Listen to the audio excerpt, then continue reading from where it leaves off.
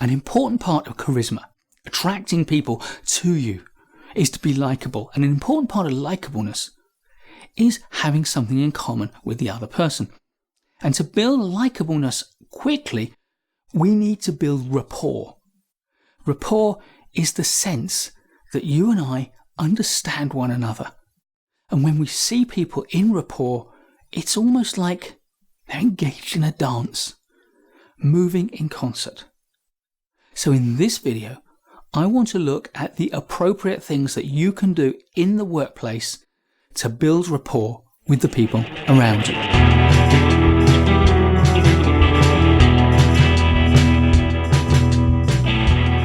If you want to build rapport, the first and arguably the single most important thing you can do is to show sincere interest in what they have to say and who they are and what they believe in and what they care about.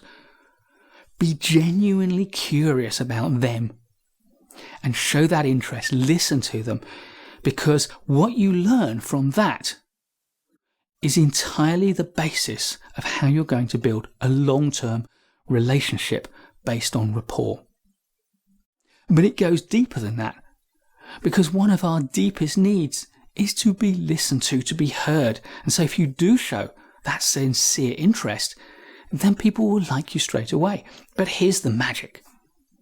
If you ask people about themselves and the things they care about and the things that interest them, then what are you and they talking about? You and they are talking about what interests them. So to them, your conversation is really interesting because you're talking about what matters to them. Asking people questions and listening is the source of rapport.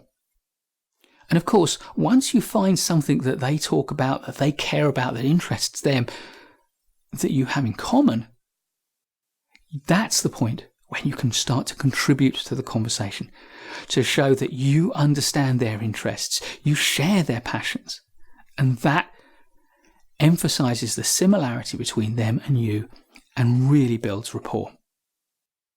But in the meantime, what can you do to build rapport step by step as you are listening? And the answer is matching. People like people who are like themselves, so if you can match them, do what they do, say what they say, then they'll think, this is someone who's a bit like me, I like them. So what can you match? The first thing you can match is words. Listen to them as they speak and pick up on the key words they use and repeat them back. Don't paraphrase them, otherwise you will mismatch, but actually repeat back the very words they use. And if they're saying something very important, just playing back the last 2 or 3 or 4 words of their final sentence shows you've really got it and invites them to say more. Also notice the kind of words they use. Do they describe things in visual terms? I see what you mean, I get the picture, it's all clear to me now. Or do they use auditory, sound-based metaphors like, that sounds right to me, that rings true, it's clear as a bell? Or perhaps they use more physical, kinesthetic words. I can get a feel for what you're saying. That doesn't feel right to me. That's a solid idea that I can get my arms around. Those kind of visual, auditory or kinesthetic metaphors give away some element of the way someone thinks. So if you can key in, which is a kinesthetic metaphor, if you can tune in, that's an auditory metaphor, or if you can zoom in, a visual metaphor, to the kind of words they use most often and use those kind of words yourself, then you can match their language. You can also match the way they speak, the way they use their voice. If someone speaks very quickly, then speed up your voice a little bit so that you can keep up with them and sound similar to them. But if you speak very quickly and they speak slowly, then they may just think that you're trying to get one over on them. So slow down. If they speak loudly, then you speak loudly. If they speak quietly, then you speak quietly. You'll also find that when you build true rapport, You get a sense of the rhythm with which other people speak, and your rhythm starts to key into theirs, and you get a kind of dance. But the one thing you mustn't try to match in speech patterns is accent. Unless you've got a brilliant ear for accent, then mostly if you try to copy someone's accent, it will just sound rude and patronising. The next thing that you can match is gross posture. If they're standing, you stand. If they're sitting, you sit. If they're leaning forwards, you lean forwards. If they're leaning back, you lean back. If they're leaning to one side, guess what? You lean to one side. The gross posture matching is important, but so too are gestures. If they're gesturing as they speak, then as you listen, you could nod in time with that. If they say, "Here's something," you could say, "Thank you," and repeat the gesture. Facial expressions as well are prime for matching. If they smile, you smile. If they nod, you nod. If they flash their eyes, you flash your eyes too. The more you can match, the more you will be like the other person.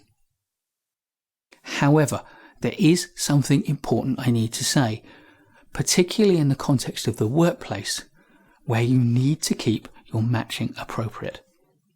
And that is about the difference between, on the one hand, matching, and on the other hand, mirroring. And mirroring is a special form of matching. Let's take a look at the difference between matching and mirroring. If I move my right hand and you move your right hand, that's matching.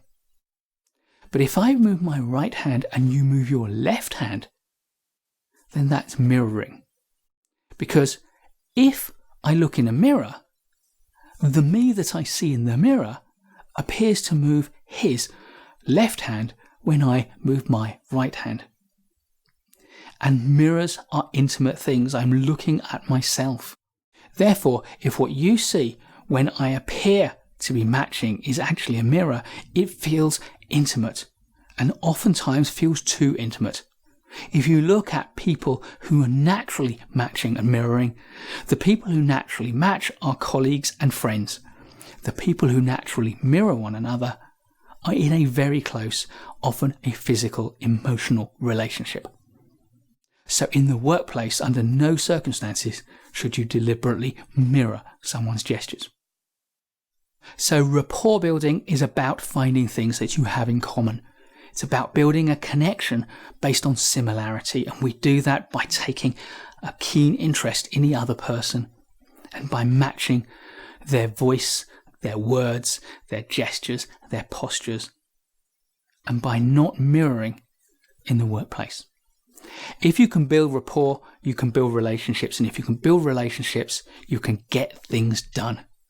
So rapport building is a central part of creating charisma and of having a strong and positive impact in the workplace. Please give us a thumbs up if you like this video. There's loads more great management courses content to come. So subscribe to our channel and hit the bell so you don't miss any of it. I'll see you in the next video, and in the meantime, keep learning.